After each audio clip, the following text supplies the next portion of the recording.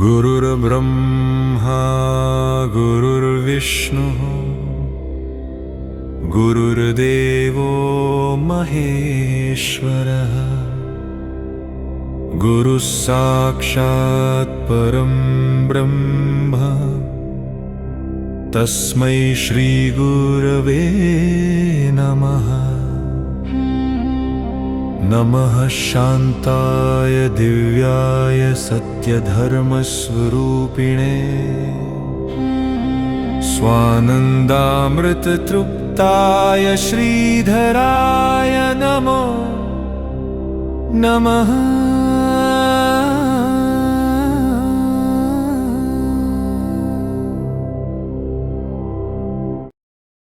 मंत्रिमंडळातले जसे असतात तसे अधिकाऱ्यांसह राहतोय। त्यांनी लांबून पाहिलं, त्या दोन व्यक्ती कोणीतरी येत आहेत। जटात वाढवलेल्या आहेत, वल्कल धारण केलेली आहेत, तापस वेश दिसतोय, पण मग हातात धनुष्य काय? तपस्व्याच्या हातामध्ये धनुष्य नकोय, मग ह्यांच्या का आहे? असा प्रश्न त्याला त्या ठिकाणी पडला। तो घाबरलाय। त्यांनी हनुमंताला सांगितलं, तू जा आणि ते कोण आहे याची चौकशी कर, पण तू तुझ्या नेहमीच्या रूपात जाऊ नको, बटू रूपात जा।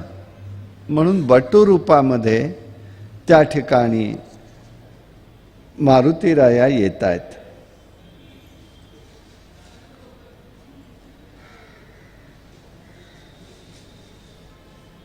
कदाचित वालीनी तर त्याला पाठवलं नसेल ना आपल्याकडे मारण्यासाठी आपल्याला, असा विचार त्याच्या मनामध्ये आलेला आहे।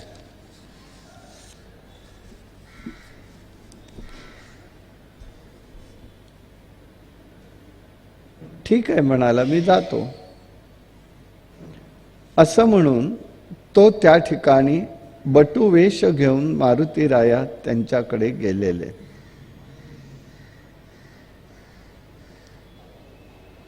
रामाला विनम्रपूर्वक वंदन केलं। त्यांनी विचारलं, आपण तर दोघंही तरुण दिसता, मग आहात कोण?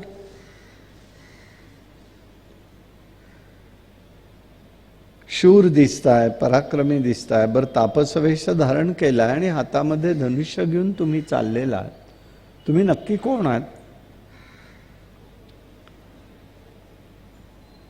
जणू मला असं वाटतं की आपण त्रैलोक्याचे कर्ते, जगाचं कारण, सर्वव्यापी प्रधान पुरुष नरनारायणांचे आहात असं मला वाटतं।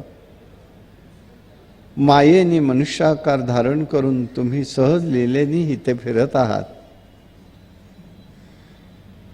मला असं वाटतं क्षत्रिय वंशामध्ये तुमचा जन्म असावा, कारण तुमचं तेज एक क्षात्र तेज दिसून येत आहे।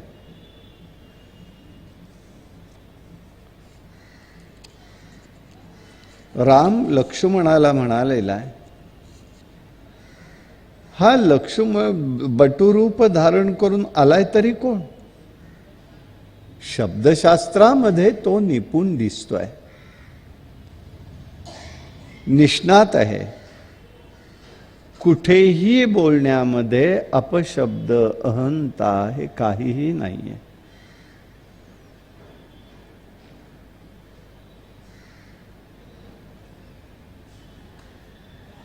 त्या हे सगळं पाहून राम हनुमंताला म्हणालेला आहे, मी दशरथ पुत्र राम, माझा कनिष्ठ बंधू हा लक्ष्मण, पित्याचं वचन पालन करण्यासाठी आम्ही दंडकारण्यामध्ये आलो। माझी पत्नी बरोबर होती, पण कोणी एका राक्षसाने तिचं हरण केलेलं आहे। तिच्या शोधासाठी आम्ही या बाजूला आलेलो आहोत। तू कोण आहेस हे तरी सांग। तो महाबटूंनी सांगितलं, सुग्रीवो नाम राजा यो वानराणां महामतिः चतुर्भिमंत्रिभिः सार्थ गिरिमूर्धनि तिष्ठन्ति. मी सुग्रीव वानराचा फार मोठा बुद्धिमान राजा आहे. तो आपल्या 4 प्रधानांसह या पर्वतावरती राहतो आहे. मग त्यांनी सगळी आधी हकीकत सांगितली. सुग्रीव हा दुष्ट बुद्धीचा असलेल्या बालीचा कनिष्ठ बंधू आहे. बालीनी त्याला हकलून दिलंय, त्याच्या बायकोचं हरण केलेलं आहे. बालीच्या भयाने हा सुग्रीव इथे ऋष्मक पर्वतावरती येऊन राहिलेला आहे. मी त्याचा सचिव आहे, मी वायुपुत्र आहे. हनुमान हे माझं नाव आहे. माझ्या मातेचं नाव अंजनी म्हणून आहे.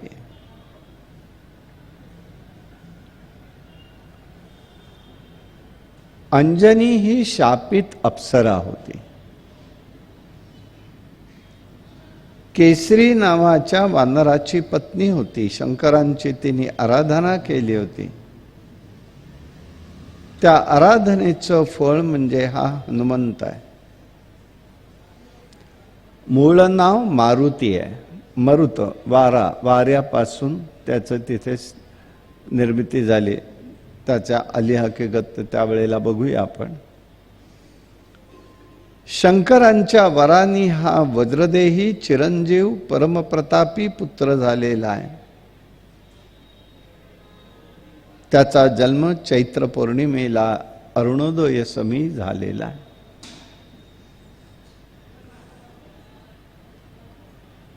मग हनुमान नाव का पडलं? साधकांनी आपण विचार करताना एक बघायला हरकत नाहीये. कोणत्याही प्रकारचा मान असू नये. मान नको, दुराभिमान नको, अभिमान नको. पण एकच मान घट्ट धरायला हरकत नाही, आणि तो म्हणजे हनुमान. का असं असेल तर काय भक्तीच्या त्या वाटा मज दावा या सुभटा. शरण शरण हनुमंता तुम्हा आलो रामदूता. काय भक्तीच्या त्या वाटा मज दावा या सुभटा. भक्तीची वाट दाखवणारा मारुती राया आहे, हनुमान आहे. मग हनुमान का आला? जन्माला आल्याबरोबर सूर्योदयाला जन्म झाला आणि तो अंजलीनी त्याला नीटपणे ठेवलं. आता याला काहीतरी खाद्य आणावं म्हणून ती बाहेर गेली. प्रसूत झाल्यावर तोपर्यंत सूर्योदय त्याला दिसला. ते तांबडं फुटलेलं एक लहान गोळा दिसला. त्याला वाटलं हे खाण्याचं फळ आहे, म्हणून सूर्यमंडलामध्ये तो गेला. तिथेच उडी मारली आहे त्याने. सूर्य घाबरला. आता जर हा असा जवळ आला तर त्याचं काय होईल? कारण माझी प्रभा विचित्र आहे, कठीण आहे, दाहक आहे. हा आत्ता जन्माला आलेलं हे पोर आहे, काय करेल? म्हणून त्यांनी इंद्राला कळवलं. इंद्रानी त्यावेळेला त्याला थांबवायचं म्हणून वज्र फेकलं. ते वज्र त्याच्या हनुवटीला लागलं आणि तो मूर्छित होऊन खाली पडलेला आहे. तेव्हा या गोष्टीची आठवण, मग हनुवटी, पण वटी तिथे न होता त्याला मानाचं स्थान दिलं आणि त्याला हनुमान म्हणू लागले. की त्या वज्रघात त्याच्यावरती झाल्यामुळे हनुवटीवरती त्याला हनुमान म्हणू लागले. परंतु हे सगळं त्याचं स्वरूप आहे. तो कसा आहे? एकूणच तो बुद्धिमताम वरिष्ठम, अतिशय बुद्धिमान, शब्दचातुर्य, व्यवहार, शास्त्राचरण, धर्माचरण या सगळ्यामध्ये तो त्याचा विचार त्याचा झालेला आहे असं त्याला दिसलं.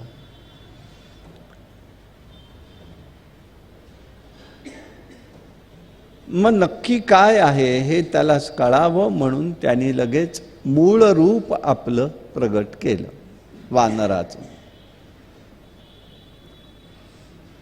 हे मूळ रूप प्रगट केलं असताना त्याला त्या ठिकाणी लक्षात आलं ह्याचं ताकद काय आहे. मग रामाला तो म्हणतोय, असं करा आता तुम्ही, हनुमान स्वरूपेण स्थितो राम अथ बभृति अहो अहो आरोहतम मम स्कंदौ गच्छम्मा पर्वतोपरी. तुम्ही चालत येऊ नका, फार कठीण आहे पर्वत चढायला. मी माझं मूळ रूप तो प्राकृतिस्तथा, नैसर्गिक रीतीने त्याला जेवढं वाईट वाटलं तेवढा त्यांनी आपला उद्वेग व्यक्त केलेला आहे.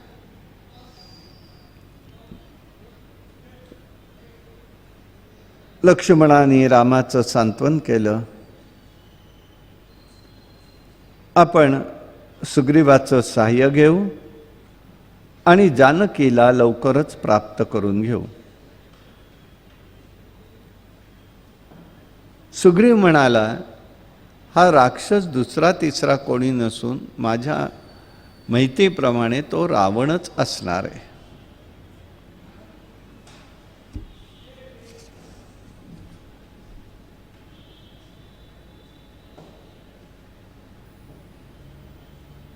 मग रामाने विचारलं, बाबा तुझं आणि वालीचं नक्की काय झालं हे सांग. मयासुराचा एक मायावी नावाचा मुलगा होता. मयासूर कोण आहे? तर ईश दरबारातला शिल्पी म्हणजे आर्किटेक्चर आहे, आर्किटेक्ट आहे. दैत्यांकरता त्यांनी त्रिपुर निर्माण केली होती. पांडवांकरता इंद्रप्रस्थ निर्माण केलेलं होतं. असा हा मयासूर आहे. त्याचा मुलगा मायावी म्हणून होता, अत्यंत उन्मत्त होता. किष्किंधा नगरीवरती तो आलेला आहे, मोठा सिंहनाद झाला.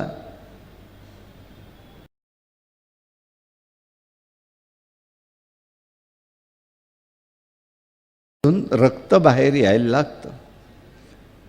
बाहेर हा सुग्रीव आणि काही सैनिक होते. आता म्हणाले आतमध्ये काहीतरी घडलेलं दिसतंय. ज्या अर्थी रक्त बाहेर येते त्या अर्थी, तेव्हा त्याच्यावरती शिळा बसवली. अनेक दिवस गेले होते आणि तो तिथून बाहेर पडलेले. लोकांनी विचार केला, आता बाली गेलेला आहे. राक्षस गेला का बाली गेला हे नाही, पण दोघेही बाहेर येत नाही आहेत. सुग्रीवाला सगळ्या प्रजेने राजाभिषेक केला. काही काळ झाला, बाली कसं तरी करून बाहेर पड.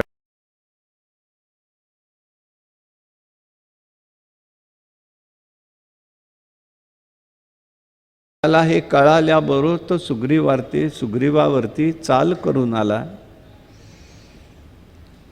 शेवटी हा नगरातनं बाहेर पडला आणि धावत धावत येऊन ऋष्मक पर्वताचा आश्रय घेतलेला.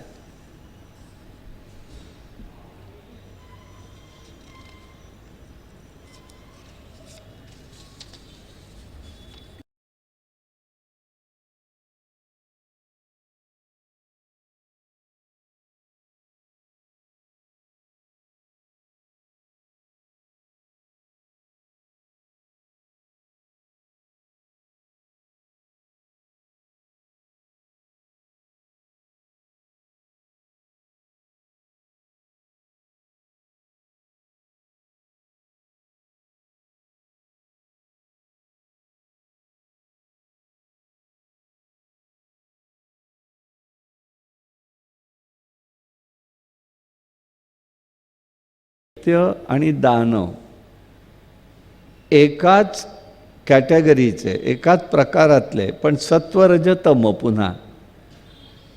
म्हणून रावणाला राक्षस म्हणतात, दैत्य म्हणत नाहीत. महिषासूर हा दैत्य, अंधकासूर हा दानव. प्रत्येकाची कॅटेगरी आहे, त्यात फरक. म्हणून ह्याला दैत्य म्हटलेलं आहे.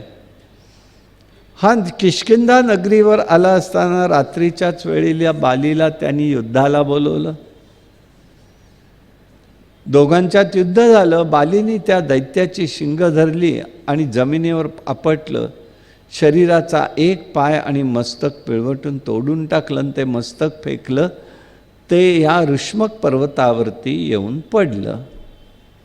इथे मतंग ऋषींचा आश्रम होता.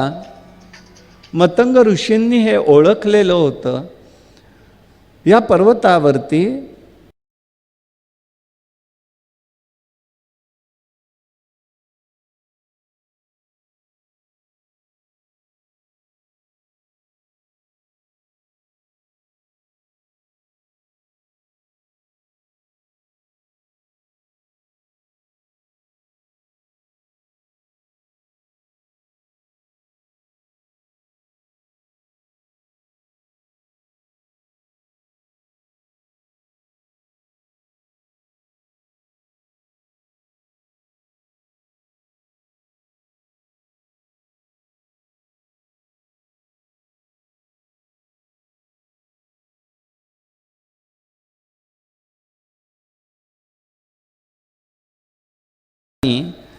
तो तिथे येत नाही.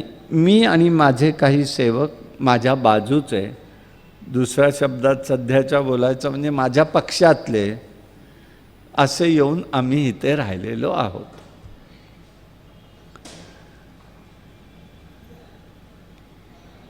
रामा, तू मला बालीच्या मारण्यामध्ये किंवा बालीकडून मला राज्य मिळवण्यासाठी तू काही मदत करशील असं ते मला विश्वास वाटतो. पण हा माझा विश्वास तू सार्थकी करून दाखव मला. कशावरनं मी समजणार? तर आत्तापर्यंत इतकी वर्ष झालेली आहेत, तो जे दैत्यचं रूप जे होतं, तो जो सांगाडा होता, हा कोणालाही हलवता आला नव्हता. तो तू हलवून दाखव म्हणाले. तेव्हा त्यांनी तो नुसत्या रामाने अंगठ्यानी त्याला उचललं आणि खाली फेकून दिलं. तेव्हा म्हणाले मला खात्री वाटते. पण एवढ्यावर नाही म्हणाले. हिते एक ताल वृक्ष आहे, 7 ताल आहेत. या 7 तालांना तू एका वेळेला बाण मारून छेदन कर, एकाच वेळेला.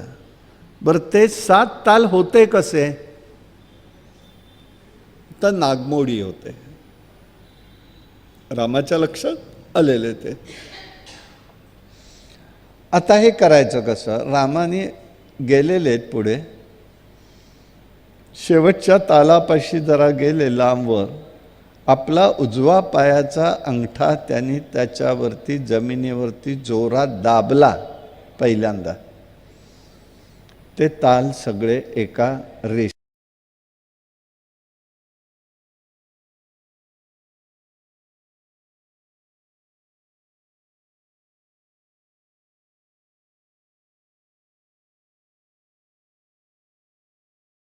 हा एक साप आहे. ऋषींच्या शापानी तो जड झाला आणि त्याच्या पाठीवरती हे 7 ताल आलेले होते. त्याच्या शेपटीवरती पाय देऊन त्यांना उद्धार करायचा आहे म्हणून त्यांना आधी सरळ झाला तो सर्प, त्याच्यावर वृक्षही सरळ झाले. आश्चर्यचूडामणी अर्ध राघवम प्रसन्न राघवम उन्मत्त राघवम, अशा प्रकारचं एक विचार त्या ठिकाणी व्यक्त झाला. आणि त्यांनी त्याला त्या ठिकाणी एका ह्याच्यात ते करून दाखवलं. त्याला एका वेळेत सरळ झाले ते त्या कोणालाही कळलेलं नाही. म्हणून तामिळनाडूमध्ये या सर्व घटनांची स्वतंत्र पुस्तक आहेत. म्हणजे या श्लोकावरती एक एक पुस्तक केलेलं आहे. आश्चर्य चूडामणी, रामायणातले सगळे जे असे आश्चर्यकारक घटना आहेत त्याचे अर्थ आहेत. या घटना कशा घडल्या आहेत, काय काय आहे. अनर्ध राघवम हे एक आहे. मग देवाच्या प्रसन्नतेचे विषय कोणकोणते आहेत, म्हणून प्रसन्न राघवम आणि उन्मत्त राघवम. रागवलेत कुठे राम आणि त्यांनी त्यावेळेला केलेल्या सर्व क्रिया, अशा स्वरूपाचं सगळं सूक्ष्म चिंतन रामायण एकच पाहतो आपण. आपण काय, आपल्याला जी वर्षानुवर्षाची एक सवय आहे, छान आहे ती, की कृष्ण लीलांमध्येच आपण इतके रमून जातो, इतके जातो की दुसरं कुठलाही विषय आता आपल्याला गोड वाटत नाही. स्वाभाविक आहे, मी वाईट काहीच त्याच्याबद्दल म्हणत नाही आहे किंवा दोष म्हणत नाही आहे. पण प्रभूचं चरित्र म्हणून फरक आहे. कृष्णाला भगवंत म्हटलं जातं आणि रामचंद्रांना प्रभू म्हटलं जातं. आणि यामुळे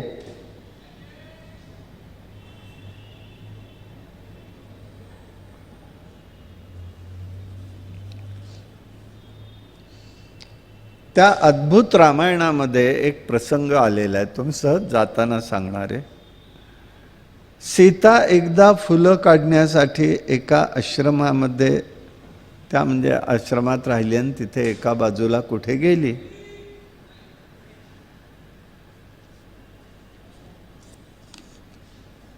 तर तिथे गेल्याबरोबर त्या वनाला शाप होता. तिथे सीतामाई गेली आहे, तो हरिण झालेली आहे. राम सगळीकडे बघतायत, वियोग झाला आणि उन्मत्त झाले. उन्मत्त म्हणजे म्हणायचं असे उद्वेग स्थितीमध्ये गेलेले, पागल झाले म्हणूया.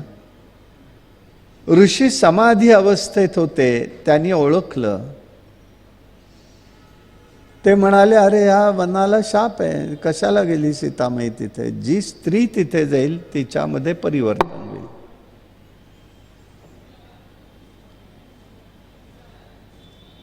त्यांनी आपल्या अंतर्दृष्टीने पाहिलं तर तिथे कोवळं गवत चरत असलेली ही हरणी रूपातली सीता दिसली.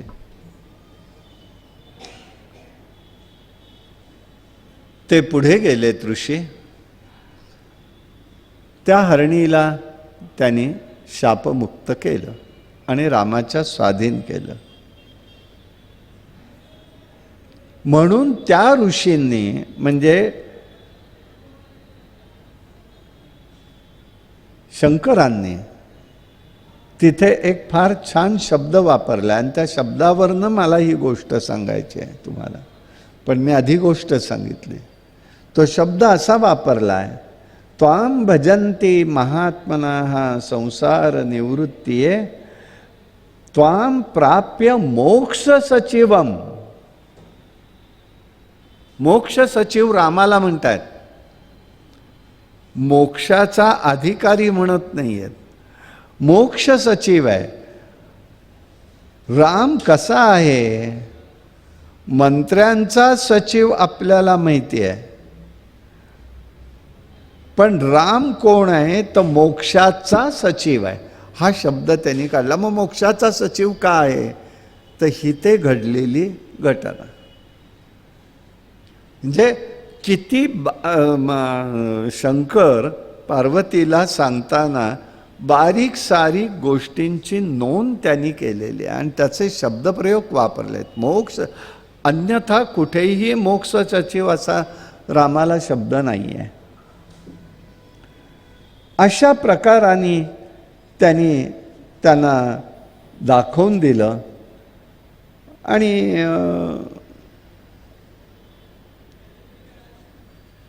त्या वृक्षांचा एका ह्याच्यात करून, आता तू पाडशील, मग बालीला मारू शकशील अशी मला खात्री झाली. मग सुग्रीवानी रामाची पुष्कळ स्तुती केलेली आहे. देवत्वां जगतं नाथं परमात्मा न संशयाः मत्पूर्वक कृतं पुण्यौघौ संगतो अद्य मया सह. माझं पूर्वसुकृतच थोर असल्यामुळे मला तुमच्यासारख्यांचा संग प्राप्त झाला, हे माझं भाग्य आहे. अशा प्रकारची पुष्कळ स्तुती करतो. संसाराची निवृत्ती करण्यासाठी महात्मे तुझ्या भजनी लागतात, पण तू साक्षात मोक्षाचा सचिव आणि मोक्षाचा सचिव याचा अर्थ सचिव म्हणजे कोण असतो? सचिव ज्याला म्हणतात ते कोण असतो? तर तो मोक्षनायक असतो, मोक्षदायक असतो. म्हणून बघा, सचिव याचा मराठीत अर्थ काय आहे? कार्यवाह. कार्य करणारा सांगणारा तटस्थ आहे, त्याचा प्रत्यक्ष काम करणारा कोण आहे? तो कार्यवाह आहे, वाहक नाही. वाहकाचा अर्थ लगेच बदलतोय क लागल्याबरोबर. वाह. आणि म्हणून हिते त्यांनी सांगितलं तो मोक्षदायक आहे. ही प्राप्ती त्याच्यासनी होते. संसार सुख काय बरं मागेन म्हणाले. स्त्री पुत्र धन राज्य या गोष्टी मायेनी उत्पन्न झालेल्या आहेत. हे देव देवेशा, दुसऱ्या कशाची इच्छा नाही, केवळ तुझी प्रेमदृष्टी मजवर राहो. जे मृत्तिकेसाठी खणतात आणि द्रव्याचा साठा सापडावा म्हणून वाटतं, त्याप्रमाणे आज माझं झालेलं आहे. रामा, माझी एकच प्रार्थना एवढीच आहे. तिष्ठन्तु मनोराम त्वयि नान्यथेते सदा. राम रामेति यद्राणी मधुरम गायन्ति क्षणम. सब्रह्मा रूपा सुरापौवा मुच्यन्ते सर्व पापकैः. लक्षात घे म्हणाले. हे जर सगळं आहे तर रामाच्या ठिकाणी माझं मन सदैव असावं, दुसऱ्या कुठे जाऊ नये. राम राम या मधुर जप वाणी क्षणभर तरी करते, तरीसुद्धा ब्रह्महत्या करणारा, मद्यप्राशन करणारा असला तरी सर्व पातकातून तो मुक्त होतो. प्रार्थना करतायत. काय प्रार्थना आहे? महात्मे कशी करतात प्रार्थना? हा सुद्धा एक स्वतंत्र विषय आहे. आपल्याला काहीच कळत नाही. ती शबरी सांगते ना, मला काय कळतंय म्हणाले, बोलावं काय करावं काय काहीच कळत नाही. मी दासांचे अनुदास आहे, माझा अधिकारच नाही आहे. मला मी ओळखू नये. आज आपली भावना काय होत आहे? इतके दिवस देवा तुझी सेवा करतोय, तू काय केलंस आमच्यासाठी? झालं गेलं सगळं. यासाठी आहे का देवाची सेवा? निरपेक्ष सेवा म्हणजे काय आहे?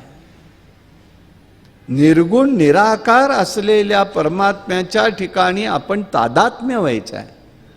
मी रममाण फार म्हणणार नाही, कारण मन रिजवण्यासाठी रममाण होणं आहे. मनाला गुंतवून ठेवलं म्हणजे तेवढंच बरं. म्हणजे उद्देश रामनाम घेण्याचा नाहीये, मन गुंतवण्याचा आहे. म्हणून भाव आणि हेतू काय आहे त्याच्यावरती तुमच्या साधनेचं फलित अवलंबून आहे. भाव आणि हेतू काय? हेतू मन रमवायचा असेल तर मन रमेल, राम मिळेल असं नाही होत आहे. नामाचं फळ मिळत नाही. तादात्म्यामध्ये परमात्म्याचं फळ मिळतं, अनुभूती येते. आणि यासाठी महत्त्वाचं असतं, ज्याच्या सान्निध्यात येते त्याच्या सान्निध्यात राहायचं, म्हणजे त्या ठिकाणी आपल्याला त्याचा अनुभव यायला तात्काळ मदत होते. म्हणून सुग्रीव सांगतोय, मला आता कशाचीच अपेक्षा राहिलेली नाही, मी तुझ्या सान्निध्यात आलेलो आहे. अशा प्रकाराने त्यांनी सांगितलं. एका वेळेला त्याला हे सगळं मिळालेलं आहे. मृत्यूचं भय असल्यामुळे भेदबुद्धी सदैव होते, ती नाहीशी होणं अत्यंत आवश्यक आहे.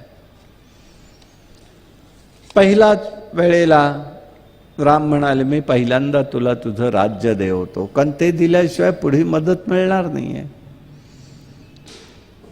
राम बालीला युद्धासाठी बोलवतो, सुग्रीवाला सांगतो तो की तू जा म्हणाले, त्याला आवाहन कर, मी मागणं येतो. युद्धाला बोलवलं. नगरीमध्ये सर्वजण गेले. राम लक्ष्मण झाडाच्या आड थांबलेले आहेत. वालीला सुग्रीवानी हाका मारली, वाली पण आला. ज्या दिवशी युद्ध झालं त्या दिवशी त्या बालींनी त्या सुग्रीवाला पार रक्तबंबाळ केलं. रामाला प्रश्न असा पडला होता, ह्याच्यातला बाली कोण आणि सुग्रीव कोण, म्हणून तो मारलंच नाही त्यांनी. दोघे इतके सारखे होते दिसायला की त्याच्यामध्ये तुलना करता येत नव्हती, म्हणजे ओळखता येत नव्हतं. न जाणून चुकून सुग्रीवच मारला गेला तर काय करायचं, हा प्रश्न त्याच्या पुढे होता. शेवटी तो धावत पळत ऋष्मक पर्वतावर परत आलेला आहे. रामाला म्हणतो, सुग्रीवा, रामा, तू जर तुला मारता येत नाही त्याला हे जर मला सांगितलं असतं तर मला त्याच्याकडनं का मारतोयस? तूच मला मार ना, म्हणजे तुझ्या हातनं मृत्यू आला हे मला तरी समाधान लाभेल. रामाला वाईट वाटलं. त्यांनी सांगितलं, अरे तुम्ही दोघे इतके सारखे दिसता, मला माहित नव्हतं. बाण सोडताना मित्राला लागला तर काय करू, यासाठी मी तुला एकच सांगतो, उद्या जाताना तू गळ्यामध्ये एक माळ घालून जा. तो म्हणाला, मी जाणारच नाही. वाली मला युद्धामध्ये आता मारू शकेल आणि तो मला सोडायचा नाही. मग रामाने त्याला पुष्कळ समजूत सांगितली. शेवटी तयार झाला, माळ घातली, निघालेला आहे.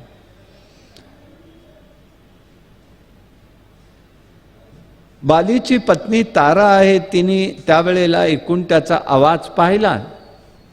म्हणाली, आज तुम्ही जाऊ नका, मला तरी वाटतंय. सुग्रीव परत त्या ठिकाणी गेलेला आहे. आज मात्र मी त्याला सोडत नाही असं म्हणून त्याच्याबरोबर युद्ध करू लागला. तारा सांगते, अंगत मृगय करता गेलेला आहे. त्याला समजलं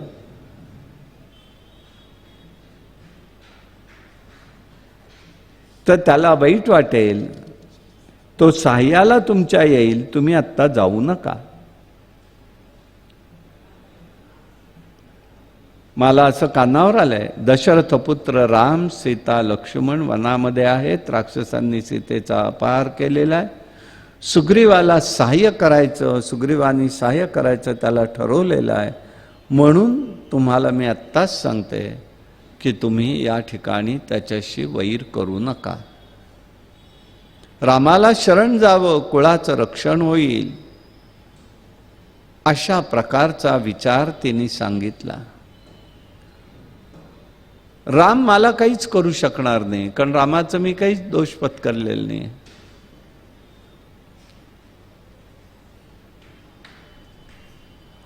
अशा प्रकाराने त्यांनी त्या ठिकाणी मी भ्याड नाही आहे म्हणाला. युद्धाला आवाहन केलं की स्वीकारलंच पाहिजे.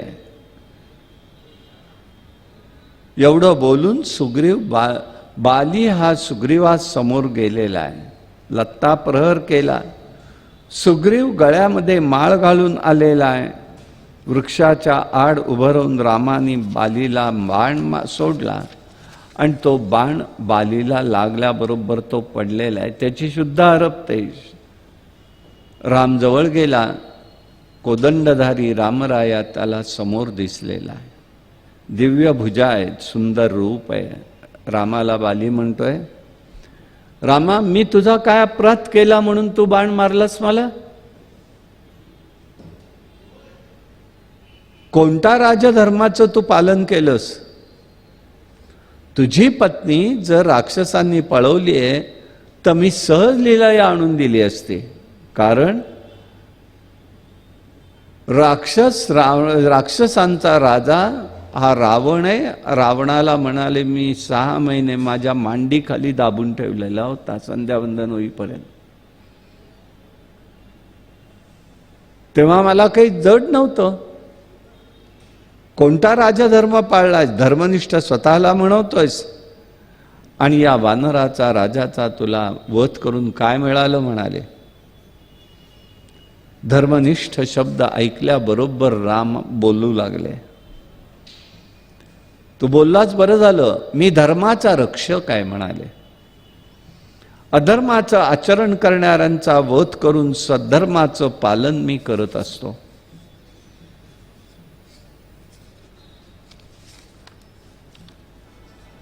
मला मुलगी, बहीण, बंधू, स्त्री, सून हे सगळे सारखे समजतो. हे सर्व सारखे जो समजतो तो मूढ असतो. त्यापैकी रममाण जो होतो ते बरोबर नाही. कनिष्ठ बंधूला हकलून देऊन तिच्या स्त्रीशी संग करण्यात कोणत्या धर्माचं पालन केलंस? असं आहे, स्वतःवर वेळ आली की धर्म कळायला लागतो. मनुष्याचा स्वभाव आहे. स्वतः अधर्माने वागतो तेव्हा त्याला ते कळत नाही. लक्षात ठेवायचं. पण दुसरा अधर्माने वागू लागला की मग धर्माची आठवण येते. हा सरळ साधा प्राकृतिक नियम झाला. शेवटी वाली भयभीत झाला, रावणाला शरण गेला, क्षमा मागितली. योग्यांनाही दुर्लभ असलेलं जे दर्शन आहे हे रामा मला करव. माझी एकच प्रार्थना आहे, माझा मुलगा अंगद तुझ्या सान्निध्यामध्ये त्याला घे. माझं शल्य सगळं काढून टाक. मी मरणोन्मुख स्थितीत आहे. देवाचे, ईश्वराचे स्मरण घडलं की परमोत्तम गती प्राप्त होते. रामाने बालीचा बाण काढला, त्याला आपल्या मांडीवरती घेतलेलं आहे आणि त्याचा देह सुटलेला. सुग्रीव हा सूर्यपुत्र आहे, बाली हा इंद्रपुत्र आहे.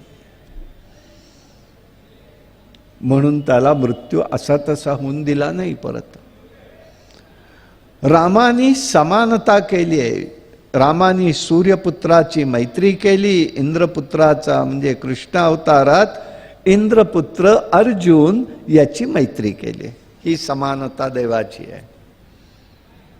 हे लक्षात घ्यायचंय. फार बारीक गोष्टी आहेत ह्या. हिते मैत्री सुग्रीवाशी केली म्हणजे सूर्याशी केली. तिथे मैत्री भाव का अर्जुनावरती प्रेम, हे लक्षात घ्या. सगळा अनुबंध रामायणाचा हा भागवताशी आहे. तौलनिक मांडायला गेलं ना काही काही वेळेला तर असं वाटतं फक्त तेवढंच होईल, बाकी काही होणार नाही, की दोन्हीकडली साधर्म्यता.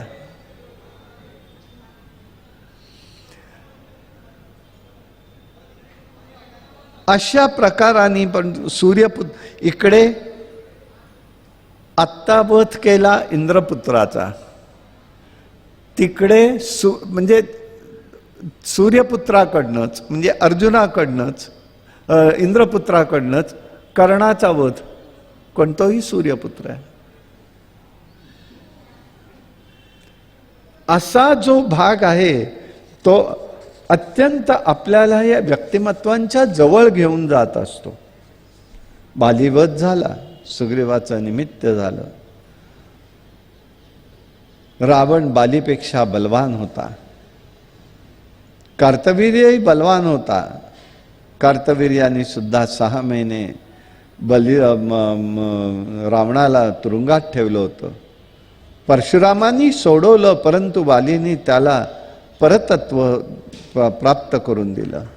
तेव्हा एका मैत्रीचा करार होता. लंका किंवा किष्किंधावरती कधी स्वारी करायची नाही, म्हणून रावण हिते कधी आलेला नाही.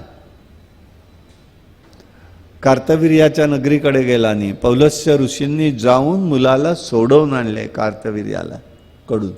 रावणाला. 6 महिने बंदीखान्यात ठेवलं होतं, म्हणून तो 2 ठिकाणी जात नव्हता रावण कधी.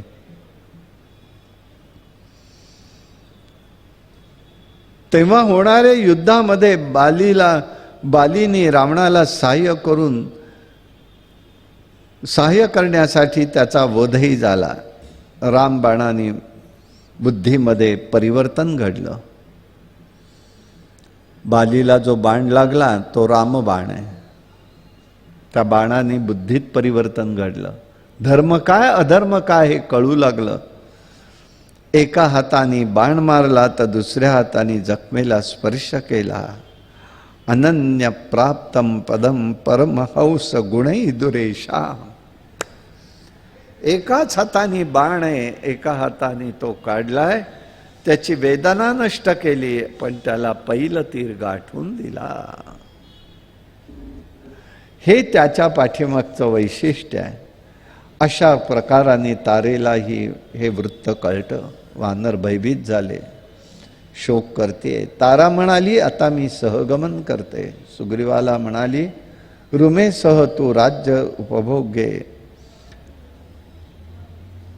तेव्हा राम पुढे आले. रामाने तिला उपदेश केला. हे लक्षात घे म्हणाले. हे सगळ्यांनी लक्षात ठेवण्यासारखा उपदेश आहे.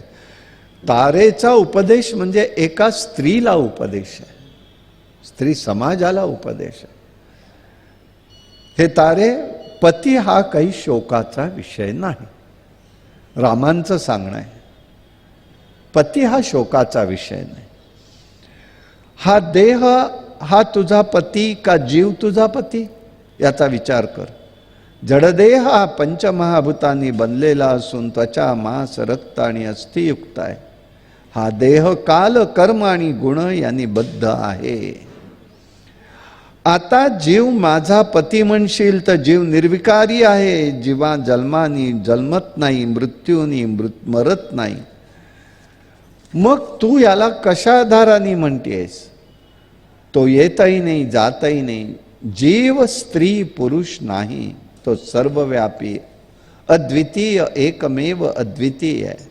आकाशाप्रमाणे सर्वव्यापी निसंग आहे. तो नित्य ज्ञानमय आहे, शुद्ध आहे. याबद्दल शोक का करावा? तारा म्हणते, रामा, परंतु आता माझा देह काष्ठाप्रमाणे जड आहे.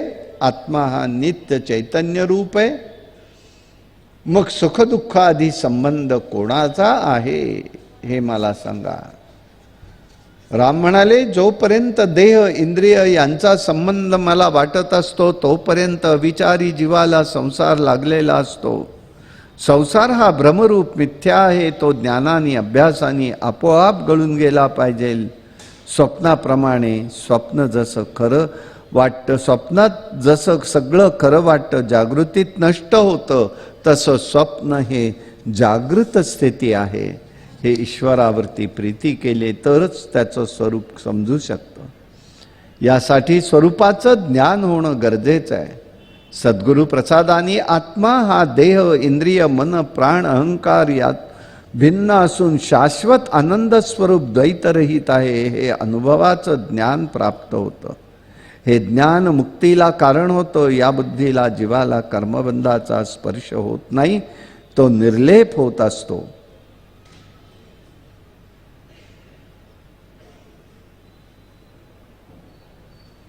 तारेला हा उपदेश पटतो.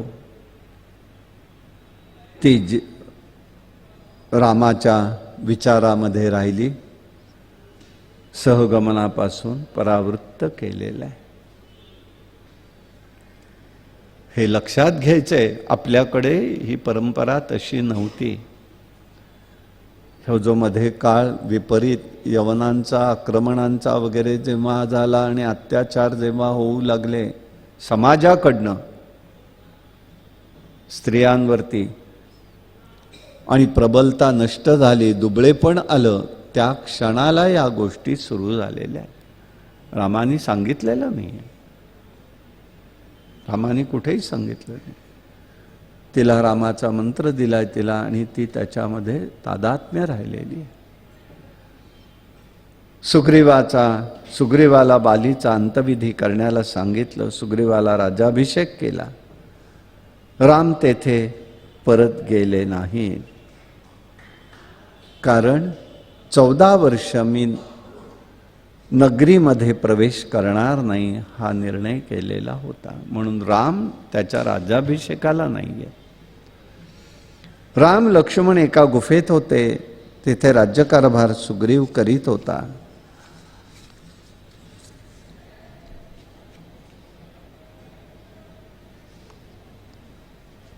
इथे एक महत्वाचं वाक्य असं आहे, स्वर्गापि न सुखम तस्यम्मा विना रघुनंदनम.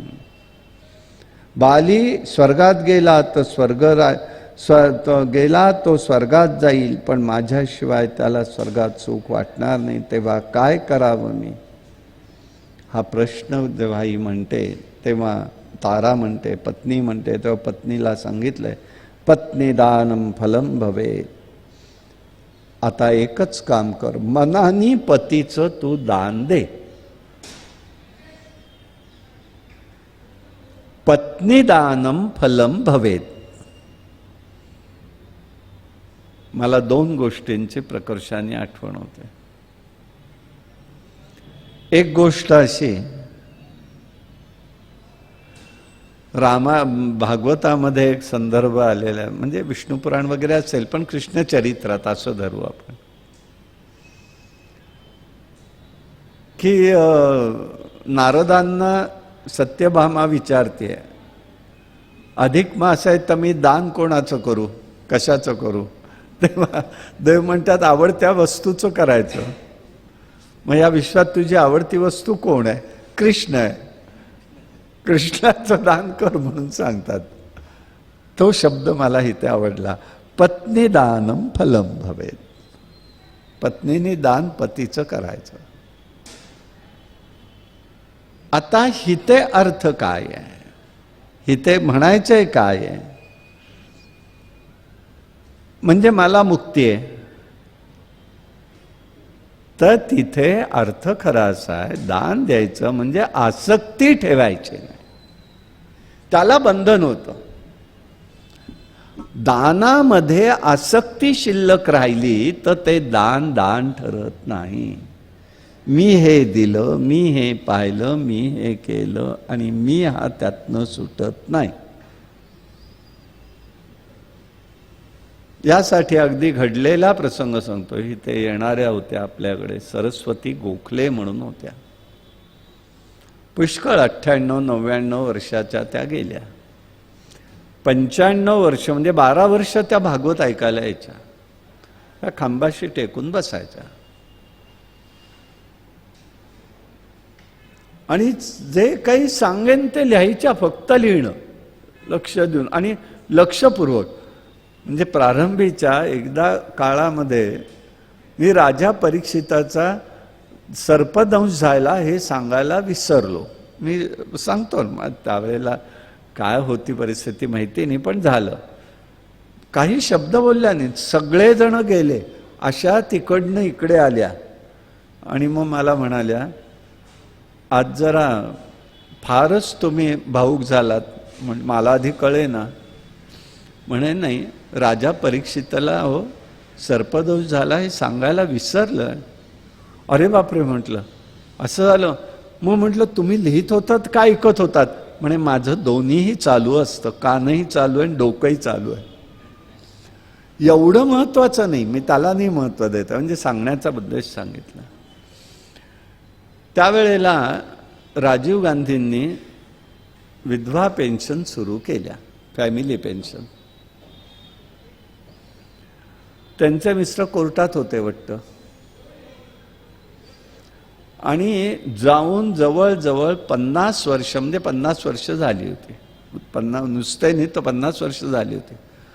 आणि आता वय झालेलं होतं पुष्कळ. खापर पतवंडापर्यंत मनुष्य, पण एकट्या राहत होत्या ह्या रमणबाग चौकाच्या इथे पाटकांच्या वाड्यामध्ये. तर नातू सांगायला आला, डॉक्टर गोखले, हिमांशू सोसायटीत त्यांचा दवाखाना आणि हे आहे. तर ते सांगायला आले ते की आजी अशी अशी पेन्शन सुरू होते, आजोबांची माहिती दे. बरं, काही बोलल्या नाहीत त्या. आणि त्यांची यायची वेळ म्हणजे सकाळी 6-6:30. रस्त्याने गर्दी असते, मला चालताना प्रश्न नको, आपल्याला नको, लोकाला आपला नको. आणि तिथून यायच्या घरी. म्हणाले मी आज जरा लवकर आली आहे. आणि सौभाग्यवतीनं सुनबाई म्हणायच्या, सुनबाई चहा टाकलास तरी घेईन बरं का मी. दे नाही टाकलास तर घेईन. बोलण्याचा एक गमतीचा भाग म्हणून. तर म्हणाल्या आज मी एक प्रश्न घेऊन आली आहे तुमच्याकडे. मला वाटलं काय या गोष्टीतलं काहीतरी विचारतायत, अर्थ काय काय नाही. आता एकाने असाच मला फोन केला होता, ज्ञानेश्वरीत असं आलं, ते कुठे आले. म्हटलं आत्ता रामकथा डोक्यात आहे, आता मी ज्ञानेश्वरी कुठे आणू म्हटलं सांगतो. आणि तेवढ्यामध्ये फोन ठेवला आणि मला आठवलं, मग परत फोन केला. असो. तर म्हटलं ते विचारतायत. नाही विचारलं. तर मला म्हणाल्या मी आतापर्यंत म्हणाले मी एकटी राहिले. म्हणजे मुलांची शिक्षणं सगळी लहान होती, त्यांची शिक्षणं, त्यांचं डॉक्टर की काय जे असेल ते सगळं रेटलं. प्रभूचं स्मरण. आणि एकच मी धरलं, ते गेल्यापासूनच लहान असताना गेलेले. म्हणजे असं नाही, मुलगी काहीतरी त्यावेळेला 2 वर्षाची होती, इतकं लहान असताना. तर म्हणाले त्यामुळे मला हे सगळी धगाधगीच करावी लागली आयुष्यभर. पण एकदा ती सरळ झाल्यानंतर मी जे माझं समर्पित जीवन समर्थचरणी केलेलं आहे, तर आता माझ्या पुढे प्रश्न असा आहे, आता मला नातू म्हणतोय आजोबांचं नाव सांग, त्यांच्या वडिलांचं नाव सांग, ते कुठे होते सांग. कुठे होते लक्षात आहे, कारण सारखा पट्टेवाला दारात असायचा, कोर्टात होते ते लक्षात आहे. पण मला जर आत्ता विचारलं माझे पती कसे होते तुम्ही सांगा, तर मला काहीही आठवत नाही. मग मी त्यांच्या नावाची पेन्शन घेऊ का घेऊ नको. काय प्रश्न एकेकाचे येतात. आणि मला आता म्हटलं काय करावं काही कळत नाही, उत्तर काय द्यायचं. आता हे सगळं हा पूर्ण खाजगी प्रश्न. नाही नाही, ते तुम्ही सांगा मला. मी अशा वेळेला मी आता समर्थ चरणी, समर्थ वचनात, कृष्णाच्या चरणी इतकी लीन झालेली आहे की आता मला कशाची आठवण होत नाही. म्हटलं आता तुम्ही मला विचारायला आलायत म्हणून मी तुम्हाला विचारतो, तुमचा महिना कसा जातो मग, एकट्या राहता. नाही नातू आणून देतो, थोडीशी शिल्लक होती, आता व्याज तेवढं पुरत नाही, मग नातू देतो, मुलगा देतो. कधी कधी मुलगी गेलेली आहे, जावई आहेत, त्या जावयांनाही सगळं वेळोवेळी देऊन झाले तर तेही कधीतरी आणून देतात की सासूबाई एवढे 1000 रुपये ठेवून द्या. पण माझ्या गरजा काय आहेत, मला एवढं काही लागत नाही. आणि बाकी झालं तर तुम्ही लोक असता. अरे बापरे, म्हटलं आता हे तर भलतंच आलं. म्हटलं मग आता एक सांगू का, तुम्ही सरळ तुम्ही मागायला गेलेलं नाही आहे. आणि तुम्ही म्हणे मी इतकी विसरले की मी सरस्वती गोखलेच लिहिते, मधलं नाव लिहितच नाही. म्हणजे मी इतकी विसरले, आता मला ते स्मरण नको आहे. मला तिथे हे झालं, पत्नीदानम फलम भवे. किती विसरू शकते. ईशसेवेत दुसरं काहीही नाही. म्हटलं हे बघा तुम्हाला हक्कानी मिळतंय, त्यांच्याकडे मागायला नको, कोणाचं द्यायला नको. त्यांच्या स्मरणाने आपल्याला आलेलं आहे, आपण आयुष्यभर केलेलं आहे. त्यांचा संसार केलात ना, आपलाच म्हणून केला ना, आपलाच संसार आहे केला ना. मग आता जे येत आहे ते ठेवा. नाही म्हणालात तर घेईन, पण त्याला पैशाला मी हात लावणार नाही. मी रामालाच देणार, कारण राम माझा एका ठिकाणी आली आहे ना, कृष्ण रामाच्या चरणी आहे ना. मी हे तुम्ही मला द्या, हे नातवांना मुलाला सांगायला मी कधी गेले नाही. हा आदर्श सांगतोय मी. आणि जेव्हा 95 वर्ष झालं भागवत ऐकला शनिवारातल्या घरी आमच्या, मला म्हणाले आता मला 96 वर्षाला बसवत नाहीये, मी पडून पडून पण ऐकेन, लिहिणार नाही. मग आत एक खोली दिली, त्या खोलीमध्ये बसायच्या, कॉटवर पडायच्या, बसायच्या, पडायच्या. 97 वर्षाला अशा 6-6:30ला घरी आल्या. हे बघा, आता म्हणाले माझी काही खात्री नाही, मी काही शताब्दी गाठेन असं होणार नाही. खूप इच्छा आहे पण होणार नाही, देवाचं स्मरण चाललेलं आहे.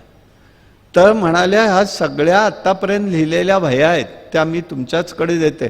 आमचे घरचे लोक काय सगळे रद्दीलाच टाकणार आहेत, त्याची भर कशाला करू. पण एक गोष्ट सांगते, जितक्या वेळेला मी सगळं तुमचं ऐकलं त्या प्रत्येक वेळेला मला नवीन अर्थ समजत गेला. तो मी सगळा लिहिलेला, याचा उपयोग तुम्ही करा. आणि हे एवढं मोठं बाळ त्यांनी माझ्या इथं घरी आणून टाकलं. सांगायचा उद्देश, पत्नीदानम फलम भवेत म्हणजे काय, आपण भगवंताच्या सेवेत हे सगळं विसरून जाणं हे महत्वाचं. हा भाग या ठिकाणी अशा स्वरूपाने आलेला आहे. हे ताराने त्यावेळेला सांगितलेलं आहे. असं हे धर्माची गती अत्यंत सूक्ष्म आहे. वेळ आल्यानंतर धर्म आठवतो. श्रीकृष्ण अनेक वेळा चिडलेले आहेत असं महाभारतात दिसतं. अस्थियाम जयते योगम धर्म सृजते पांडवाहा. अधर्मी पाप्यांना देवानी संपवलेलं आहे. हा खरा विजय भगवंताचा आहे, कृष्णाचा आहे. म्हणून कृष्ण नुसती बासरी वाजवली नाही तर त्याने नुसतं नोणी चोरलं नाही, जीवनातील पुरुषार्थ प्रगट केलेला आहे. वालीला समोर येऊनही मारलं असतं रामाने, काही त्याला जड नव्हतं, पण तशी वेळ नव्हती. हा गनिमी कावा आहे. एक आक्षेप येतो अनेक या गोष्टींवरनं, म्हणून तो सांगतोय. मग त्याचा वेळेला हा शिक्षणाचा वस्तुपाठ आहे.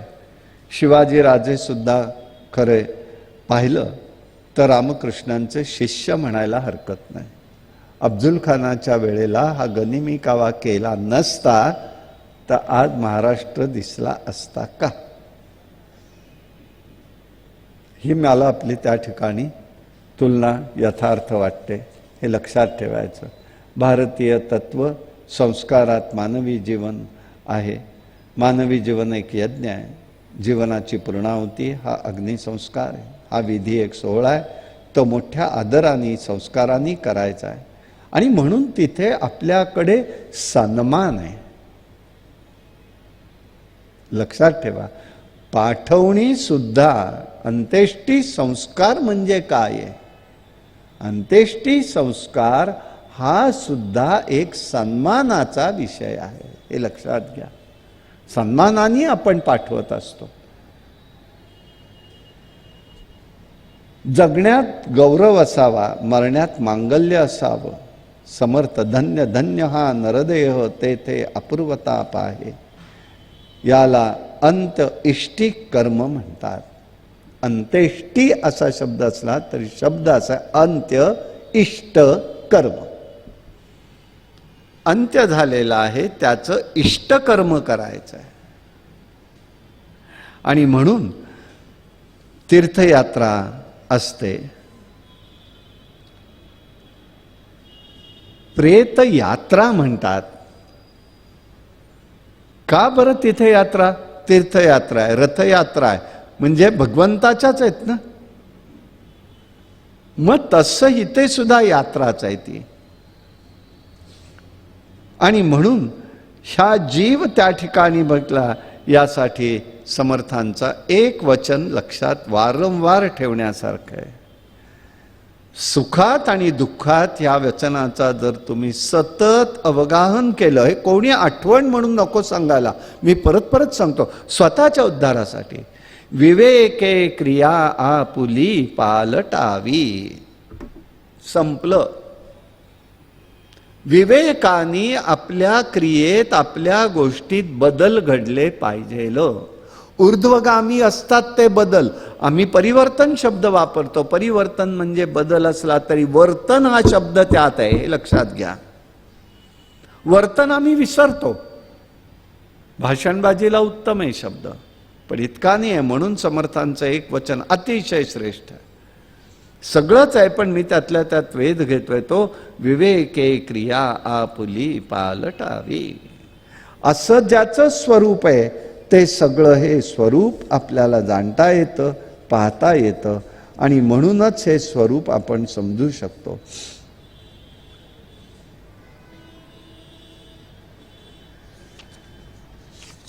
यासाठी हा सगळा भाग सांगितलेला आहे.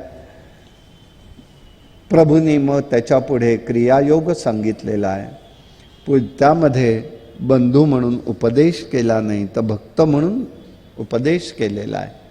पण तसा अशा प्रकाराने आता हा जो आहे सुग्रीव तो राज्य करू लागला. पाऊस पडायला लागला होता. पावसाळ्याचे दिवस होते. होणार काहीच नव्हतं. म्हणून त्यावेळेला तिथे सगळेजण राम आणि लक्ष्मण गुफेमध्ये बसलेले आहेत. आणि त्यावेळेला रामाच्या मनामध्ये विषय आला आणि त्यांनी त्या ठिकाणी लक्ष्मणाला उपदेश केलेला. लक्ष्मण बंधू म्हणून उपदेश करत नाही, तर एक शिष्य म्हणून त्यांनी उपदेश केलेला. पर्जन्याचा काळ होता. गुफेमध्ये राहत होते. कंदमुळं फळे खावीत राहतायत. ध्येयनिष्ठ मुनी ज्याप्रमाणे निश्चल असतात त्याप्रमाणे पशुपक्षी हे रामाला पाहून स्तब्ध होते. अशा वेळेला लक्ष्मणाने रामाला विचारलं, रामा या लोकी भूतलावर लोक कर्मोपासना करतात कशी ते सांगा. हे ऐकण्याची इच्छा आहे. ही उपासना सांगा की सामान्य समाजातील लोकांनाही ती करता येईल ती पद्धत सांगा. लोक उपकाराचा मार्ग मोकळा करून द्या. राम म्हणाले, ईश्वराच्या उपासनेच्या प्रकाराला कोणतीही मिती नाही, अंत नाही. तथापि शास्त्र वेद आज्ञेच्या आधाराने जर पाहिलं तर तुला मी सांगतो. आपल्याकडे ऋषीमंडळींनी गृहसूत्र निर्माण केलेली आहेत. गृहसूत्रामध्ये आपल्याला लक्षात येईल अश्वलायन सूत्र, अमुक सूत्र, गौतम सूत्र. प्रत्येकाच्या कुटुंबाच्या पद्धतीने कोणत्या सूत्रांनी धार्मिक विधी व्हायचे जन्मापासून अंत्येष्टीपर्यंत ती सूत्र आहेत आपल्याकडे. त्याला त्यांनी इथे गृहसूत्रानुसार म्हटलंय. निरनिराळ्या शाखेचे निरनिराळे ग्रहसूत्रात्मक असतात. त्याला सूत्रात्मक ग्रंथ असं म्हणतात. त्यामध्ये हा सगळा विषय आलेला आहे. ब्राह्मणत्व आलं वा मनुष्य जन्म आला तर मनुष्याने भक्तिपूर्वक सद्गुरूंपासून मंत्रोपदेश घ्यावा. परत अंडरलाईन करतो, समाधीपासून नाही. अलीकडे काही नाही पेक्षा बरं, पण समाधी अनुग्रह सांगितलेला नाही कुठेही. अंतःकरणपूर्वक आराधना करावी. आराधनेचे साधन म्हणजे हृदय, म्हणजे मानसपूजा, अग्नी, एखादी मूर्त, सूर्यनारायण ही स्थानं सांगितली. देहशुद्धीसाठी स्नान करावं, संध्याआधी कर्म करावं, कर्माच्या आरंभी संकल्प करावा, सद्गुरूचं स्मरण करावं, पाषाण धातूच्या प्रतिमेचं स्नान करावं, मृत्तिकेच्या मूर्तीला मार्जन करावं, शास्त्र मान्य असे गंध अक्षत फुलं व्हावीत, वास घेतलेलं फूल वाहू नये. गंधद्वारा दुरादर्शा नित्यपुष्टा करिशिणी याप्रमाणे सगळं होत असतं. गंध हा फक्त भगवंतापर्यंत जात असतो आणि पहिला तो गंध हा फक्त भगवंतानीच घ्यायचा, म्हणून तो त्या ठिकाणी करण्याची पद्धत आहे. विधिवत पूजा करावी, प्रतिमा मूर्तीवर अलंकार घालावेत, त्याप्रमाणे देवालाही संतोष होतो. शक्य असेल तेव्हा होम करावा, सूर्याची पूजा करावी अथवा प्रतिमा काढून पूजा करावी. पंचमहाभूत पूजन प्रतीक करावीत. वस्त्र, दर्भ, मृगचर्म याच्या योगाने आसन सिद्ध करून निर्मळ अंतःकरणाने देवाकडे तोंड करून बसावं. इथे दर्भ शब्द आलेला आहे. दंडकारण्याचा भाग त्या वेळेला काल मला तो घेता आला नाही विषय की प्रत्येकाचे अर्थ काय. त्याच्यामध्ये एक शब्द असा आहे की ज्या भागामध्ये दर्भसुद्धा उगवले जात नाहीत तो शापित भाग आहे, म्हणून त्या भागाला विदर्भ भाग असं म्हणतात. रामायणात उल्लेख आहे तो, अध्यात्म रामायणात. विदर्भ, दर्भही तिथे उगवत नाही. शाप आहे त्याला, दंडका दैत्य होता, त्याला दिलेला शाप आहे तो, आणि म्हणून तिथे उगवत नाही. अशा वेळेला हे मी सांगितलं की आसन सिद्ध करून अंतःकरणाने देवाकडे करून तोंड करून बसावं. बाह्य अभ्यंतर न्यास करावेत, अर्घ्यपाद्य पूजन करावं, मधुपर्क करावा. यासाठी 4 पात्र ठेवायत. हृदय कमळात जीव हा परमात्मा या रूपाने चितकलेचं ध्यान करावं. स्नान, वस्त्र, अलंकार देऊन पूजन करावं. ऐश्वर्य असेल तर कापूर, केशर, कृष्णागुरू, चंदन, उत्तम सुवासिक द्रव्य समर्पण करावी. दशावतरण पूजा करावी. आचार्य संहितेमध्ये त्याचा उल्लेख आहे. नंतर निरांजन, धूप, दीप, नैवेद्य अर्पण करावेत. सर्व काही असलं तरी ईश्वर भावाचा भुकेला आहे समजून घ्यावं. पुरुष सुक्त म्हणावं.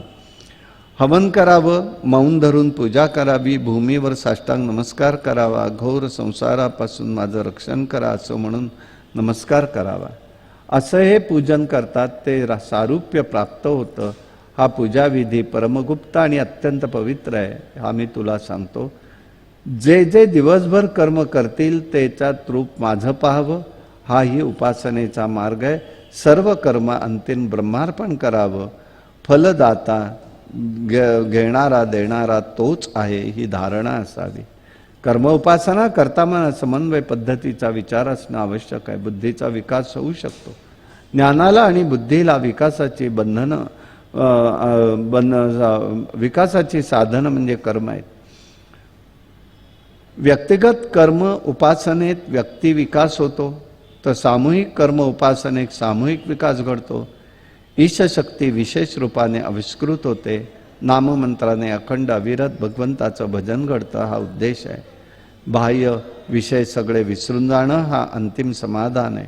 शांती आनंद ज्यांना लाभलेला आहे तेही साधक ते कर्म करीत राहतात.